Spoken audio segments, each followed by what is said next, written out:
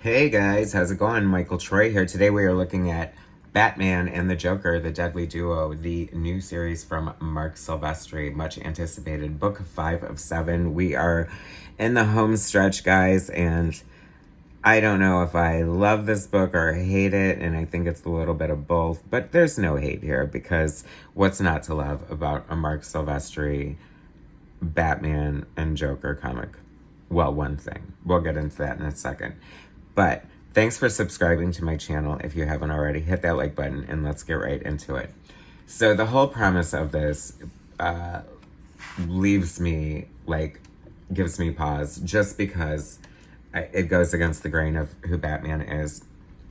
Batman is forced to team up in an unholy alliance with the Joker. And I'm still trying to struggle for the justification. I know. You know, you have to throw your suspension of disbelief out the window and just take into account that even though he's made a career of, trying to bring down the Joker, something, 70 years later would happen that would justify it happening. I mean, they must have teamed up before. They must have. Anyway, story and art, MARC SILVESTRI. Colors, Arif Prianto. Letters, Troy Pateri. Special thanks to Matt Hawkins and special thanks to Bridget Silvestri. Well, this is a beautiful book. I mean, it is very well drawn. It is well written, actually. I'm gonna give, I feel like I enjoy reading MARC SILVESTRI's dialogue. I feel like it's very, witty banter that could be in a movie. And then sometimes I'm like, okay, so is the movie directed by Eli Roth? Then we go off on these little weird tangents and stuff. And it is a little horror. Ooh, that would be kind of cool to see this adapted as a movie directed by Eli Roth. So I do love the art. I mean, MARC SILVESTRI is undoubtedly an amazing artist. And here's something ironic. So I know I said this before, but I'll say it again. So I feel like this gives me the experience and acumen to make this opinion. But I briefly was an inking assistant at Top Cow Comics. I actually worked on a MARC SILVESTRI page. I've held it in my hand. It was the most nerve-wracking thing in my entire life. Made me want to shit my pants. I just filled blacks, and I was nervous as hell to do so. And his art is just drop dead gorgeous. You cannot appreciate comic book art until you hold the artboards in your hand. Top Cow treated the art as sacred, and I give them 100% credit for that. That said, I think the only thing going on with this book is I don't like the glossy finish. I think it deserves a matte finish to absorb the blacks, because the blacks look a little muted sometimes and grayish to me, and that is my only critique on the art. Because the detail, the moodiness, the depth is right there. Then again, I do feel like I'm not 100% on the colors either. I do feel like it's appropriate and looks right for a Top Cow produced book. That would be done by MARC SILVESTRI, but sometimes I feel like it's a little muddy. I feel like it's working against the gorgeous detail that MARC is putting down in the art, because MARC is not phoning this in at all. I mean, you get this double page spread. Oh, actually, this might be another issue I have with this book. Do not like pantyless Batman. It's too distracting. Look at all the muscles in his ass. I don't know. It's just it's too much ass. I feel like that's Nightwing. You know what I mean? That's what Nightwing's for. It's just that kind of ass shot. I mean, is this to show that Batman also has ass or something? And once again, I'm feeling I'm way too distracted by the ass. So throw some black panties on that and it's solved. I mean, if you think black panties are weird, then, oh yeah, actually that was one of the critiques of this outfit.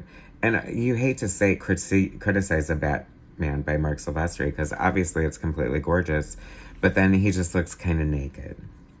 I mean, I don't know, naked Batman hasn't been done before, has it? I mean, not publicly, but so anyway, this wedding, obviously gangster weddings are a dicey proposition, you know what I mean? Somebody's bound to show up and start shooting up the joint, and bad stuff happens. So, I don't know, mafia, gangster, blah, blah, blah. Someone wants to who is, that's the mystery. Who is forcing Batman and Joker to work together? And then we have this surprise. And then the Joker, I don't know. Like, I feel like, who draws a great Joker? Like, you know what I mean? Like, Brian Bolland arguably draws the best Joker for me. Dave McKeon's Joker in Arkham Asylum was freaking amazing. Marshall Rogers, loved his Joker. But I'm not in love with tons of Jokers. Bill Sienkiewicz, of course, draws an amazing Joker. I feel like the more obscure and weird, like, because sometimes he just doesn't look all right. Like, I'm thinking, like, I'm not crazy about John Byrne's Joker. I know changed my mind. Whose Joker is, like, the best Joker? I mean, there are some really great Jokers out there, but I don't know. I just don't feel, and I feel like it might be due to the coloring, but not my favorite here. And there's just kind of a wag. And speaking of suspension of disbelief, you really do just have to have a lot of it to sort of be in here. And then Batgirl shows up, trying to look badass for some reason. But see, once again, like, just the way the head's inked, I don't know. See, sometimes I feel like I was confused in the beginning. Like, I almost thought it was reproduced from pencils, but then I realized it was being inked. And I feel like it's trying to live in both worlds and sometimes needs to pick a lane. I don't know. But that said, I feel like we're supposed to be having, like, great moments here. And this is where, like, the whole continuity thing, gets weird and stuff. So is this the Batgirl of Bloodhaven? Or where the hell did they take her? The Cameron Stewart designed one, I feel. Or not Cameron Stewart. Cameron Stewart. Yeah, maybe. I don't know. Whoever, Babs Tarr, all that stuff, whatever. They introduced this outfit.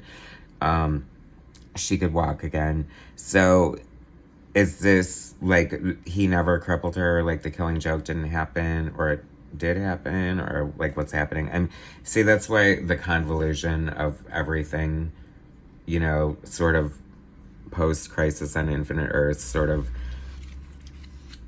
what's the word, is a disconnect for me. You know what I mean? It's like, especially since I don't really read monthly Batman right now. I mean, this could all make sense. But then again, this took 7 years to make, so I don't know how they were able to figure out, like, which proper usage of the character and stuff like that. I don't know, because, it changes so quickly. They're getting ready to change again. And this is actually the panel where I almost, like, quit this series. And I want to quit it. I do. But I'm going to continue on. I only have 2 issues left. But it says right here, Barbara's giving a hard time to Bruce, justifiably so, for, teaming up with the Joker. There's got to be another way. My dad would find another way. You're a psycho, da-da-da. And then he says, but I need the Joker's help. And I almost, like, full on just, like, ripped my comic in half and threw it out the window. I'm like, that is the most stupid excuse, lame thing I've ever heard in my life. Batman would never need the Joker's help for anything. Even if he was forced to work with him, he wouldn't say something like that, I don't feel. I mean, I know everybody wants, Batman and Joker to start dating by the end of all this, but, I mean, not the series, but the end of all this. I kind of like how this was colored here with Alfred, like, just a silhouette, but you can sort of see the details of him. And then speaking of Nightwing, I mean, here you are. And there's Alfred. I don't know. Oh, this was another cringe moment for me. So not only do you need the Joker's help, you need his help because he offers something that nobody else can, obviously, right? So in order to help make him a better ally to you, you're going to give him this super-powered suit. Big mistake. Huge. I see that he's already made a mistake. Several people have been killed already in this insane Holy Alliance. And question marks all over the place. Although, what would we expect, right? Was this going to be, like, the most solid, crumb-tight Batman story you've ever read in your entire life? No, it never was. But enjoyable AF, nonetheless. I don't know. Now we've got like this creepy wedding. Which way, darkness? Are you there in the background somewhere? No, but this, I don't know. Like, I just wasn't like in love with this panel. I know the fandom probably gagged and died, but I don't know. It's just too much. And that pose looks ridiculous. And the tutu. Tutus do not look great drawn in comic books, I don't think. I don't know. Am I being too picky? I guess I am. I mean, there are things that I really love about this. It's enjoyable. It's a summer blockbuster. It's a popcorn movie. It's like, read it and forget about it. But I do have to say that this is one of the most stunning pages and the best example I can think of as an artist giving advice to aspiring artists. This is why you need to learn how to draw drapery. I know drawing folds of fabric is really boring, but you have to understand the way that fabric moves and the way light hits it, so that when you get your Batman Deadly Duo Joker book 30 years from now, you will be able to draw a drop-dead wedding dress like that. No pun intended. And then, I don't know, this is so cheesy. Here comes Jim Gordon. Sorry, you're once again tied up like a Christmas ham because of me, Jim. No sweat, Batman. Kick his ass. All right, but not before they electrocute your other nipple off.